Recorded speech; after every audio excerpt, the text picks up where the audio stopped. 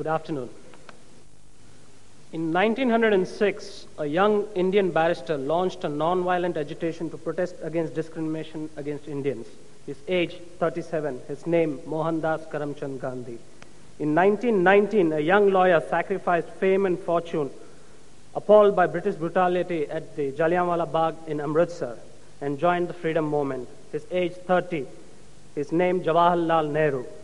In 1917, an Irish boy born in Brooklyn, Massachusetts, after graduating in Harvard in 1940, joined the U.S. Navy, survived the war. In 1955, he wrote the book Profiles in Courage, won the Pulitzer Prize for it. In 1960, he was a first ballot nominee for president. His age, 43. His name, John F. Kennedy, the most enduring image of charisma in politics. History has always been made by the young and charismatic. The delicious irony today is that in a country where every second person is less than 20 years old, the reigning icon of the SMS generation is a 79-year-old Atal Bihari Vajpayee. If this is to be an Indian century, it will require, above all, political leadership, and that has to come from the young. Allow me to paraphrase Kennedy, ask not what your country can do for you. Let us ask our speakers today what they can do for the country. Our speakers are young, intelligent, and brave enough to join the most maligned profession in this country. Our first speaker is BJ Panda. He is Member of Parliament from the Baijayant Dal. He holds a dual degree in engineering and management. Jay, as he is known to the P3 people, is also the convener of the Young Parliamentarians Forum. Licensed to fly, an accomplished skydiver. He also indulges in bungee jumping, or as they say, bungee jumping. That should give you an idea of how well prepared he is for a career in politics. Ladies and gentlemen, I present to you BJ Panda.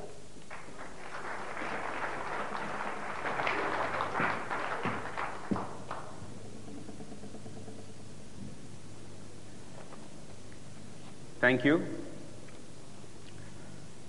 It's a hard act to follow Deepak Nair and Arun Shourie, particularly the latter, who is a sort of a role model for many young politicians. It's even harder to be scheduled head-to-head against an India-Pakistan cricket match. The concept of an Indian century takes on a whole new meaning.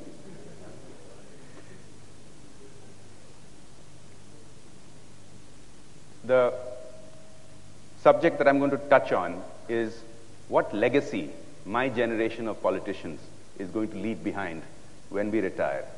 And contrary to popular opinion, we will retire. 20, 25 years, maybe 40. Our legacy is going to be primarily economic. This doesn't mean that there aren't other challenges. You've heard about some of them. You will undoubtedly hear about some more of them. But I believe that we are in a transitional phase today where in the first half century of the Indian Republic, those that came before us established democracy solidly. Our democracy saw challenges. It withstood those challenges. And today we are acknowledged as not only the world's largest functioning democracy, but an effective one. Or at least I intend to prove that we are becoming increasingly effective. The India that we want to leave behind, as I said, the challenges are primarily economic. The India that we want to leave behind will, as per the vision espoused by many, including our current president, be much more of a developed country than it looks possible today. What I will touch upon is first to consider the situation that we are in, whether we are paying a democracy tax, whether democracy is slowing us down. If we are to continue with democracy, whether we need a different kind of system. There have been allusions to a presidential system. I'll talk about that. Politics is much maligned, but I will talk about why it's not just part of the problem, but really the main engine for the solution. The vision then has to consist of us letting go of old concepts, old ideas, certain powers, and refocusing our energies on the priorities. My presentation is not going to be comprehensive about everything that needs to be done. It's not possible to do that in 25 minutes. But I will focus on the top 2, 3, or 4 things that we need to do to make this happen. The India Today people encouraged me to be provocative, and that's why this term, quelling the big cats. The big cats I refer to are the bureaucracy and the judiciary. And unless we undertake that reform, we simply cannot make this vision come true. What are the implications of this vision and the attempt to try to implement it? I'll touch briefly upon some of those implications. And in concluding, I will talk about why doing all this is not just in the national interest, but in our own interests as politicians. The question of whether we are paying a so-called democracy tax brings up the obvious comparison to China. It's been made time and again, in fact, by the speakers just ahead of me. By any criteria, whether it's GDP growth rates, per capita income, trade balances, foreign exchange reserves, tele-density, anything that you look at, China seems to be way ahead of India. Some of this is explainable by the fact that China started its economic reform program about 12 years before we did. But unfortunately, when you look closer at the data, that doesn't explain it all. Even when they were at the same stage of economic reform that we are, they seem to have been substantially ahead of where we are today. So obviously, democracy is causing us to slow down because of the bottom-up approach of having to build consensus before we can bring about significant policy changes. This consensus building is costing us a price in years. You've already heard some of the other speakers. Let me just make 2 quick references. Telecom policy. We first started reforming it 10 or 11 years ago, and it's gone through many iterations. And only a couple of months ago, it has reached a stage where perhaps we can hesitatingly call it somewhat final for the foreseeable future. In China, their telecom policy changes were implemented rather early, and irrespective of the merits of our system versus theirs, the results are there for all to see. Look at energy policy. Again, 10 or 11 years ago, we started reforming our energy policy. Many bits and pieces of legislation were put into place, but nothing comprehensive. In my 4 years in Parliament, I've had on the Energy Committee an experience of trying to bring about comprehensive legislation, which took 3.5 years, going through the committee route, white paper circulation, talking to thousands of stakeholders, citizens, unions, industry, academics. Ultimately, we have passed it, and it looks rather encouraging. But it's not all bad news.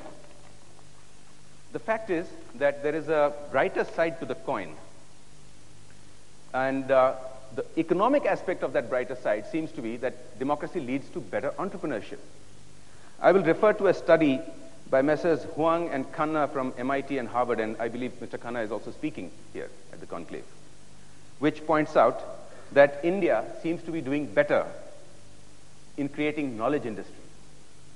It seems to be doing better at creating world-beating companies. Now, this came as a surprise to me. I'd always thought that China had the advantage on us in this. But they cite the Forbes 200 list of international medium-sized companies, where Indian companies, the number of Indian companies represented are 13, and the number from mainland China, only 4.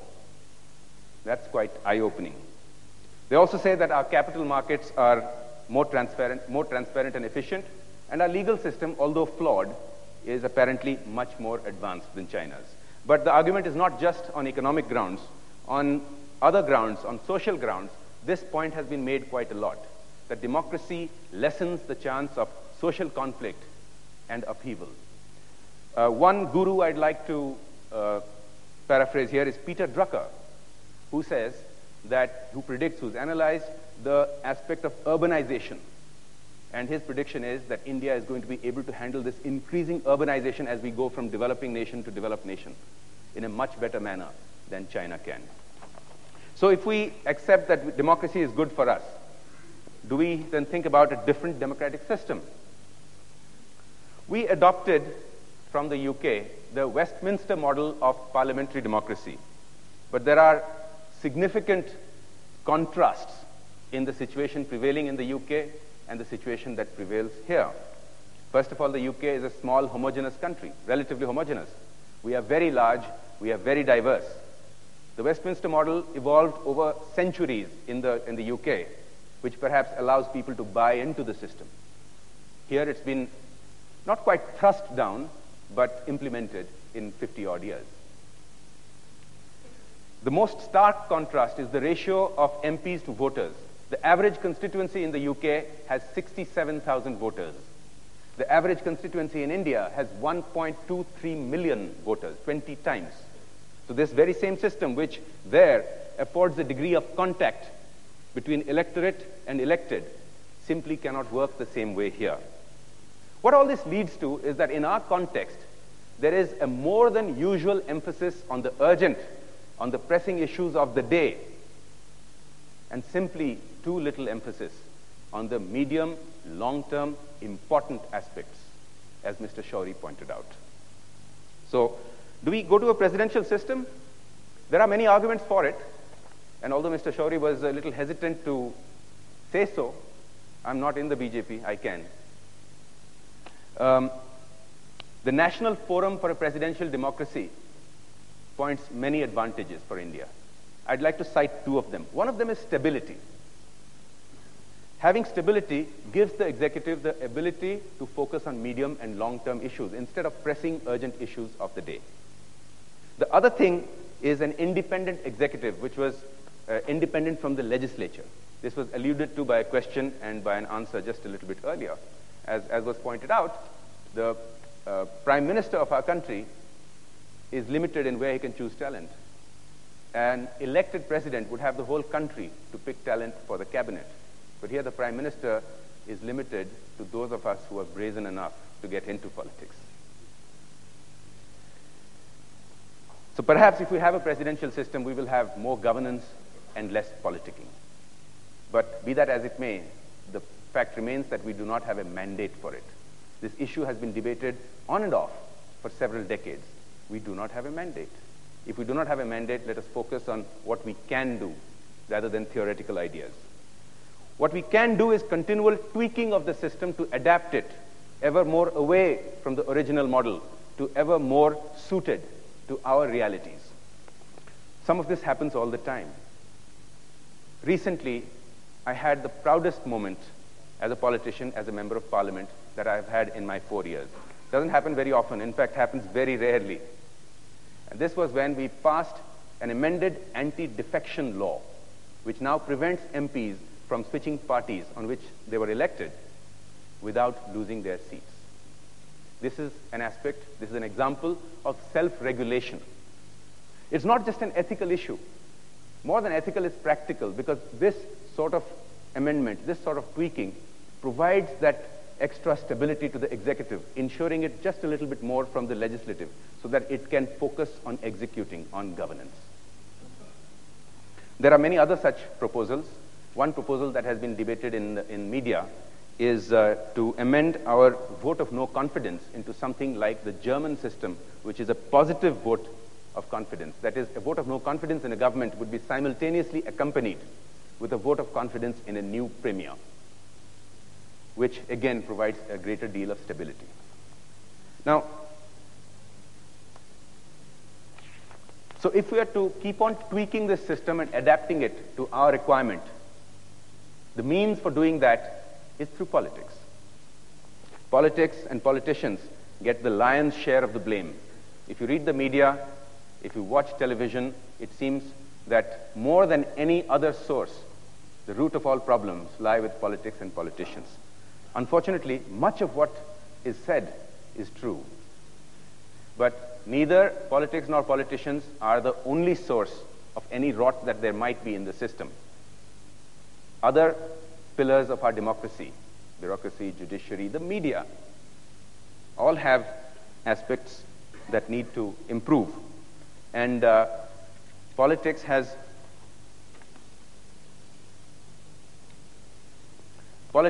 the advantage of being the only pillar which is directly accountable to the citizens. We have a mandate, however grudgingly given to us. We have a mandate. to do something to improve the system. We must exercise that mandate. Because if we don't accept this, then the conclusion is that it's not politicians, but we need a general to come and fix the system. That's not desirable, and that's not practical. It's not going to happen in India. So let us not be diffident. I say this to politicians of my generation. Let us not be diffident. Let us recognize that the mandate is grudging, but let us use it anyway to make a difference. And the good news is that there is evidence that the system is evolving. There is evidence that the system is self-correcting. I gave you an example of the anti-defection bill. There are many others. Fiscal responsibility bill, which we have passed, which I hope to see the results from over the next 5 years. So I'd like to make a very interesting point here. There is an issue of a system maturity versus the incumbents factor. In India, we keep hearing about something called the anti-incumbency factor, as a result of which elected officials fear elections coming upon them because the chances of them returning are slimmer than somebody who's new trying to get in. This has been studied. There's a study by David Hochberg and Jeff Peterson of the University of Iowa and Oklahoma State University, who have studied data over 40 years, from the mid-50s to the mid-90s of several countries, democracies. And what they've studied is the aspect of how often incumbents get re-elected. Presumably, the analysis is that if incumbents get re-elected more often, then the system is delivering better towards the aspiration of the population.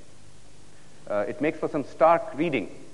The re-election potential of, and this is for national legislatures, so congressmen in the US, MPs in India, the re-election potential of Indian MPs over this 40-year period is 60%. In the UK, individual MPs, 91%. So a largely similar system, working in a different environment, seems to be better at satisfying the electorate. The US, 95%. So what is our challenge? Our challenge is to keep tweaking the system so that as it matures, it is better able to deliver. And our challenge is to engage young India. More than 50% of our country is less than 25 years old. And there is increasing evidence from studies by India Today and ORG Marg and HT, TNS, there's increasing evidence that this population is alienated with us, is alienated with politics and politicians. We need to engage them. We need to overcome that apathy. This is a great challenge before us. So the vision is that we must let go of old concepts, old ideas, old powers, and refocus our energies on a few priorities where we need to make some results happen. This area has been touched upon, about the need to let go of the public sector, to let go regulatory powers to regulatory authorities. I'd like to cite Vivek Debroy of the Rajiv Gandhi Foundation. He says that an average individual in India spends 80 rupees a year and an average family 400 rupees a year to keep the public sector enterprises going. We need to communicate this again and again to individuals, to families, that this is what they are paying, that we need to break away from. But what about us politicians? I want to be candid. I want to be provocative. When we elected officials think about privatizing Air India, do you know what goes through at the back of our mind? Is, what's going to happen to that free complimentary upgrade the next time I fly? That's a reality. We have to face that reality, and we have to take on these challenges. The focus areas that I would like to highlight are education and infrastructure. Both have been talked about. I'll talk about slightly different perspectives.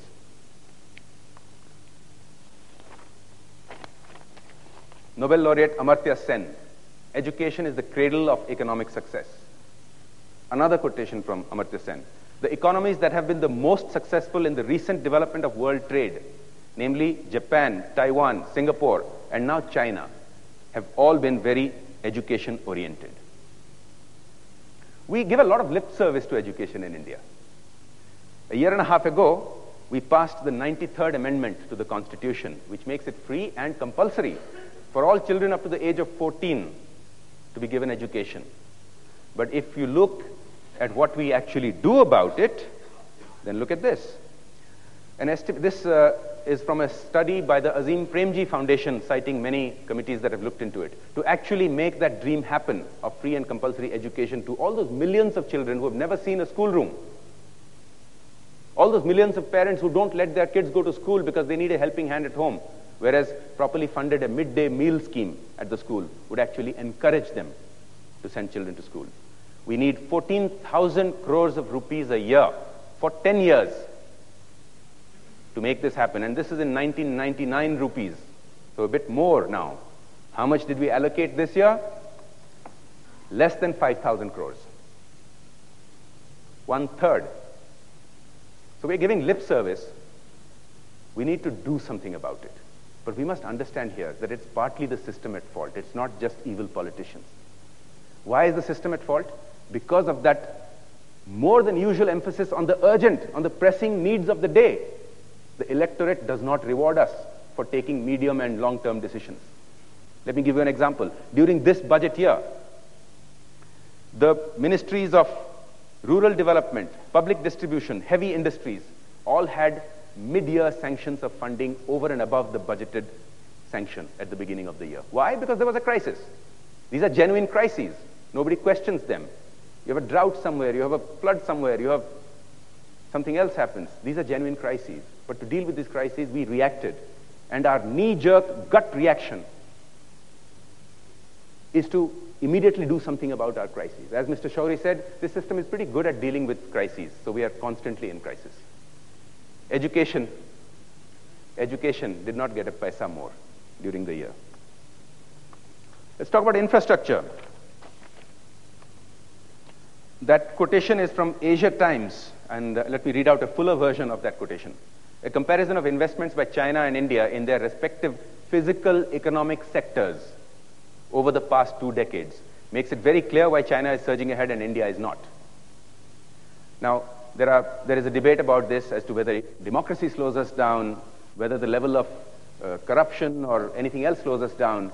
But according to this study, the single defining difference between the economic growth rates is nothing else but the amount we spend on physical infrastructure. The World Bank recommends that countries spend something like 7% of their GDP on infrastructure. China comes close to it at about 6.5%. India spends less than 3%. This is a defining difference. Of course, this is changing, the Golden Quadrilateral, etc. But I want to use one more example to highlight what a significant issue this is. I want to take the example of the US interstate program, the highway systems, which have been developed over several decades and credited with a great deal of the economic growth of the US in the last half-century. That program was completed in the early 90s after several decades, nearly 69,000 kilometers, built at a cost of $114 billion. A recent article in Forbes analyzed whether this was all worth it, and they say yes. First, huge productivity gains in construction, trade, and services, all areas of particular relevance to India. But I'd like to cite a specific example to do with regional imbalances and how infrastructure removes that. And this is the case of Tennessee. Regional imbalances particularly important to India. I'll touch upon that in a minute. The state of Tennessee is a southern state which is poorer than the US national average. At the beginning of the interstate program, Tennessee's average per capita income was 30% below the US average. So Tennessee's per capita income was 70% of the US average per capita income. But correlated to the building of the US interstate system through Tennessee and interconnecting it to other regional centers, during this period, the average per capita income of Tennessee rose. It's still below the US average, but it's now 90% of the US average. It has a significant effect to have physical infrastructure in place. Why is regional imbalance important to us? I would like to cite an example from my state, Orissa, which is one of the poorest. It has tremendous mineral resources which have not been developed. Here, I'd like to cite an example. If you look at that little brown arrow just above that blue line, that indicates transport costs within Orissa. The irony is that transporting minerals a couple of 100 kilometers within Orissa is much more costly than transporting them from Orissa all the way around half the world. to Korea or China. So the natural advantage a state like Orissa ought to have in mineral-based industries is decimated because we simply don't have the roads, we don't have the railways in place. To make this happen, to make this vision happen, we must bell the two big cats, the bureaucracy and the judiciary. Why us? Because they're not going to do it themselves. They don't have the mandate. They are not directly accountable to the people. This may sound self-serving, but like it or not, it's going to be us. You've heard a lot of things about the bureaucracy from Mr. Nair. I would like to read out this quotation from a seminal book by Gurcharan Das a couple of years ago called India Unbound. The full quotation is actually from a retired former senior bureaucrat. He says, "Today our bureaucracy has become the single biggest obstacle to the country's development. Indians think of their bureaucrats as self-seekers, self-servers, rent-seekers, obstructive, and corrupt. Every time that there's a proposal for a fundamental overhaul of the bureaucracy, there is a little debate, there's a little talk, and then it gets shoved onto the back burner for another few years." What are the key issues? Accountability is a big one. You've just heard a great description of it. I want to share with you a perspective that I got by talking to a friend who's a bureaucrat, whom I consider an unusually dynamic and result-oriented bureaucrat. He said something very interesting. He said the system doesn't allow him to function. Why? Every decision is second-guessed. Everything is audited. Every decision, there can be an internal audit, there can be a CAG audit, there can be a CBI inquiry. But you know what there is no audit for? There is no audit for inaction. The system encourages inaction. There are many other issues, of course. The size of the bureaucracy, which the Raj built to have extremely high levels of control. There are all sorts of articles on this saying something that to the effect that the bureaucracy must be cut down to 1/3 of its size, maybe half of its size at most. The levels, I mean the interminable levels that we have in the bureaucracy must be flattened to become a more modern, responsive organization. Issues of tenure, how to make the senior bureaucracy at least more focused on being result-oriented. And skills. Our bureaucracy is still based on an antiquated, obsolete system of generalized skills, whereas increasingly in a modern 21st century economy, we need specific skills. The second big cat that we need to bell is the judiciary. Now, you might think this is laudable and it's a social objective.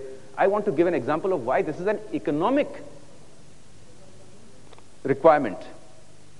I want to cite a study conducted at the University of Bonn, specifically studying the impact of the efficiency level of the Indian judiciary on the Indian economic growth rate. And it comes to a startling conclusion that because of the inefficiency of the judiciary, we are losing almost 2% a year on economic growth rate. The study defines the efficiency of the judiciary on two counts, is predictability of outcome and the time taken. The time, of course, we all know takes a huge amount, but predictability of the outcome is also another factor. Now, we've taken decades to go from the so-called Hindu rate of growth of 3.5% GDP growth per annum to today 6 or 6.5% average. And if we're losing another 2% a year, that's a huge number that needs to be taken cognizance of. What are the key issues here? One of the key issues is judges' appointments and vacancies. At last year's India Today conclave, Law Minister Arun Jaitley pointed out that the Indian judiciary has become perhaps the world's only self-appointing system. Justice Bharucha, a retired Chief Justice of the Indian Supreme Court, made a point that India has, this is 2 or 3 years ago, that India has about 13 judges per million population. And the comparison to developed nations in the West is that most of them have between 51 and 107. Our sanction strength itself is low, and even the sanction strength is not fully filled up. There are a large number of vacancies. There is an issue of accountability. Many of you, most of you must have heard about the recent case where a judgment was bought, issuing warrants for the arrest of the President and the Chief Justice of India, causing the present sitting Chief Justice to cry out that he simply does not have the authority to take action, and begging that the government enact legislation for this. He's not the only one. Before him, Justice Patnaik, another Chief Justice, made the same comment. He says, other than recommending impeachment, which is not practical, it's not really ever happened, there is no intermediate disciplinary measure that a Chief Justice can take against any judge. But it's not just about boosting the administrative powers of the Chief Justice. It's about a total overhauling of the system. We've had this debate about having a judicial commission, which would have the powers to revise the sanction numbers, to expeditiously fill up the vacancies, to provide for disciplinary system and accountability, but we don't yet have consensus on this. This is a proposal which has a great deal of merit. There would be checks and balances. A judicial commission would have representation from the Prime Minister, the leader of the opposition, the Chief Justice, and the President. We don't have consensus. This is the price we are paying for democracy. I think it is incumbent on this generation of politicians to take this bull by the horn and try to make a difference. I'm coming to the end of my presentation now. What does all this mean? What is the impact of all this? It's very nice to say we need to do this, we need to do that, we need to do this. But I do not have a prescription pill that I can dish out to everybody, least of all my politician friends, which they can pop and suddenly we'll start doing all these things. This has serious implications. It's not going to be easy. It's going to mean very tough issues, like are we going to cut subsidies? If we are going to shift resources to education, we are going to have to do something about cutting the burgeoning subsidies that we are paying. That's not going to be easy, because those subsidies are going to be cut from a part of the electorate which currently rewards us for taking action on the urgent burning issues of the day. We have developed an agricultural sector where we are rewarding people for growing rice and wheat in such huge quantities that we can't store them. We can't even give them away. Rats eat them up. We need to reorient this. We need to reward more value-added crop systems. We need to get the market more active in the agricultural sector. Not going to be easy. Are we going to get some kind of a benefit from a peace dividend? Possible. I'm not an expert on this, but from what I've analyzed, it doesn't look like it's going to be a huge benefit. Apparently, India only spends about 3% of its GDP on defense, which is very conservative compared to some of our neighbors, which spend in double digits, 12, 15, 18% of their GDP. The benefits of peace is going to accrue more to our neighbors than to us. I'm not against a peace dividend. I'm just saying that we have to be realistic. So, how much is going to come from where? What are we going to cut? Which are we going to deprioritize to prioritize infrastructure and education? To reform the bureaucracy and the judiciary? And do we have the political will to do this? I don't have all the answers. We are going to have to evolve these answers as we go along. But in concluding, I would like to say this. What is it going to take for this to happen, for us politicians of this generation to actually take on this vision and try to implement it? Well, it's going to take a lot of courage. I can already hear sniggers in the back of the room. Politicians and courage. I agree. I agree. If we relied on politicians having courage, we might as well forget about it. But I have another answer. I urge all my colleagues, at least in this generation, that it's not just about courage, it's not just about national interest, it's about self-interest. What is the reward? What is the self-interest in all this? Remember what I said about that study about the re-election potential of incumbents. That could perhaps be the reward. Thank you.